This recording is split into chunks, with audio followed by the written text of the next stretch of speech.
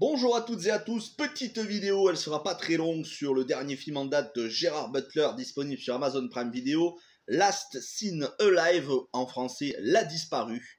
C'est un film de kidnapping, c'est un film d'action, c'est un film qui n'a pas d'originalité, mais qui est très divertissant, je vous en parle sans aucun spoiler. C'est parti, on commence avec le synopsis. Le synopsis, on y suit Gerard Butler avec sa femme jouée par Jamie Alexander. Ils sont en instance de séparation, il va l'amener chez ses parents à elle pour faire un break, parce qu'elle n'est pas très bien dans sa tête, elle ne sait pas où elle en est dans sa vie privée. Elle veut faire un break avec son mari qu'elle aime pourtant, et sur le chemin de l'allée, ils vont s'arrêter à une station essence, à peine un quart d'heure de la maison de ses parents. Ils vont s'arrêter à une station essence, et pendant que lui va faire le plein, elle va aller dans la station acheter une bouteille d'eau, et elle ne reviendra pas. En effet, elle va être kidnappée.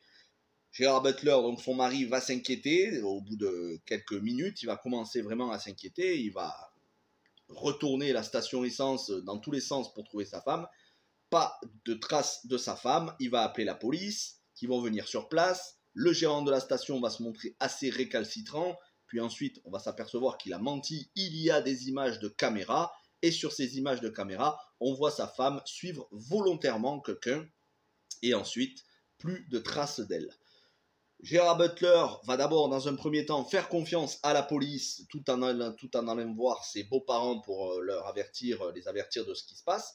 Il va faire confiance à la police, il va coopérer avec eux, mais il va voir que la police n'est pas vraiment déterminée à trouver sa femme. Ils ne prennent pas ça tout à fait au sérieux. Alors, il va se renseigner de son côté sur les images de caméra, qui est cet homme. Il va découvrir son identité, et à partir de là, il va remonter la filière pour découvrir si sa femme est toujours en vie, qui l'a kidnappée, où est-ce qu'elle se trouve, et il va se faire justice lui-même. C'est très simple comme pitch. J'aurais pu vous le résumer à une seule phrase, hein. Un homme décidé à trouver sa femme va se faire justice lui-même. C'est un copier-coller avec quelques petites modifications, un copier-coller de Breakdown, Point de rupture de Jonathan Mostow avec Kurt Russell. Pour ceux qui ont vu le film, je vous conseille, très bon film. Est-ce que ça a un intérêt? Parce que le film sort directement sur Amazon Prime, il aurait pu sortir en DTV directement. C'est filmé comme un téléfilm. C'est ni dégueu, ni super original en matière de réalisation. C'est le strict minimum syndical. Les acteurs, on a Gerard Butler, je vous le présente plus. Jamie Alexander qui fait sa femme, c'est Sif dans les films Thor, mais c'est aussi l'actrice qui jouait dans Blind Spot, la série. On a Michael Irby qui fait le chef du petit supermarché, là, le chef de la station, le patron de la station essence. Michael Irby, lui, vous l'avez vu dans la série Mayans MC, le spin-off de Sons of Anarchy. Et on a, alors comment s'appelle cet acteur, l'acteur black qui joue le rôle de l'inspecteur. J'ai plus son nom, mais cet acteur a joué dans la série Lincoln Rhyme sur les traces du Bone Collector, qui était l'adaptation en série du film Bone Collector. Voilà, très bon acteur, très bonne série que je vous recommande. Alors, clairement, comme je vous disais, il ne faut pas chercher du côté de l'originalité, il ne faut pas chercher du côté de la réalisation, il ne faut pas chercher du côté de la musique, même si ça reste quand même plutôt positif. C'est Bear McCreary et Sam Ewing, les deux compositeurs de The Walking Dead. Mais voilà, il n'y a pas vraiment de musique qui revienne. Là où il faut s'attarder, c'est sur le rythme. Parce qu'en 1h30 à peu près, le film est très bien rythmé. On rentre dans l'action très rapidement. Ça, c'est une très bonne chose, vraiment. On rentre dans l'action rapidement. Et ensuite, ça ne fait que monter crescendo.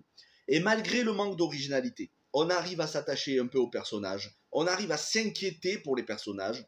Vous allez avoir une intrigue où on va se balader dans les recoins de l'Amérique profonde, des rednecks un petit peu, on va dire, qui font des choses bizarres dans des coins de forêt, dans des hangars, trafiquants de drogue et autres. Donc là, pour le coup, l'ambiance est poisseuse, assez sale, assez malsaine. Vraiment, on a un bon petit côté ambiance Homefront, pour ceux qui ont vu Homefront avec Statham. Le plus gros point positif, c'est Gerard Butler qui est investi. C'est Jamie Alexander qui, elle aussi, est investie dans l'interprétation. Leur flashback pour essayer de comprendre les difficultés du couple.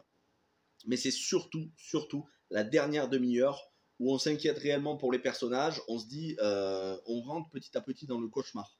On se dit, est-ce qu'on finalement on va la retrouver en vie? Est-ce que ça va bien se terminer ou pas? Et malgré le manque d'originalité, malgré le fait que ce soit un copier-coller en moins bien de Breakdown, ça reste quand même un bon petit film efficace où vous voyez pas le temps passer. Pour peu que vous soyez fan de Gerard Butler, bien évidemment, parce que si vous n'aimez pas l'acteur, c'est pas la peine de regarder le film. Moi, j'adore Gerard Butler, je ne manque aucun de ses films. Mais si vous aimez l'acteur, si vous avez envie de vous regarder un bon petit film efficace de traque, d'enquête, c'est tout trouvé. Vous regardez Last Scene Alive en mangeant un petit moment, voilà, vous vous calez ça pendant 1h30, vous n'avez pas grand chose à faire, vous mettez le film, et franchement, ça reste quand même meilleur que, par exemple, Memory avec Liam Neeson, par exemple. Je dis ça parce que c'est sur Amazon Prime aussi. Voilà ce que je pouvais vous dire sur le film. Le nom du réalisateur, honnêtement, je ne l'ai pas retenu, tout comme le scénariste. J'avais lu le nom du scénariste et du réalisateur, je les ai oubliés, parce que je vous fais la critique, j'ai vu le film il y a 4 jours en arrière. Mais ils ont fait ensemble, réalisé et écrit Black Butterfly, un autre film sorti directement en DVD en 2017, il me semble, avec Jonathan Rhys-Meyers, je crois. Voilà, un film qui était sorti un peu inaperçu, comme bon nombre de films en DTV, dont vous savez, on a des stars qui jouent dans des grands films de cinéma, et qui aussi font une carrière parallèle dans le film qui sort directement en DTV, VOD ou sur les plateformes de SVOD.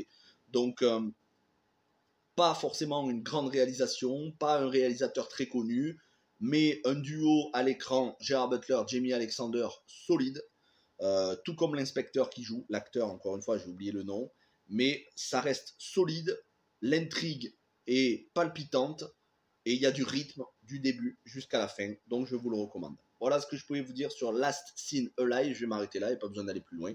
Et on se retrouve pour 13 vies, un autre film qui sort sur Amazon Prime. Demain, je vous fais la critique. Je crois que le film est sorti hier, en même temps que Prey. Et ce film, Last Scene Alive, était sorti en début de semaine. Mais en début de semaine, je vous avais fait la mini-semaine spéciale Conan, avec les 3 films Conan, Conan le Barbare, Conan le Destructeur, Kalidor. Donc je vous ai calé ce film-là pour ce week-end.